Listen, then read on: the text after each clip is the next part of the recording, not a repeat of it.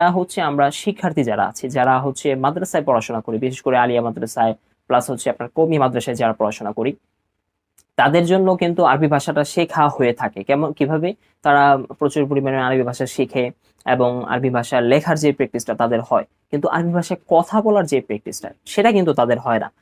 তারা সেভাবে কিন্তু মানে আরবি ভাষায় কথা বলার যেই যোগ্যতাটা সেটা তারা অর্জন তেমন একটা করে না। এখন অনেকে হয়তো আস্তে আস্তে কিছু কিছু মাদ্রাসা অলরেডি বের হয়েছে, তারা এই ক্ষেত্রে খুব আগাচ্ছে, কিন্তু বেশিরভাগই কিন্তু আরবি ভাষায় কথা বলা হয় না। তো শিক্ষার্থীদের ক্ষেত্রেও আরবি ভাষায় কথা বলাটা জরুরি, কারণ আপনি লিখতে পারছেন, আপনি হচ্ছে বুঝতে পারছেন, আপনি কথা বলতে পারছেন না, এই জিনিসটা আপনার একটা কমতি রয়ে গেল। তো সেই ক্ষেত্রে শিক্ষার্থীদের জন্য কিন্তু আরবি ভাষায় শেখার গুরুত্ব প্রয়োজনীয়তা অপরিসীম।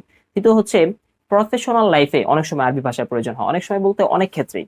যারা প্রফেশনাল, যারা চাকরি করে, বিশেষ করে কিছু ব্যাংকে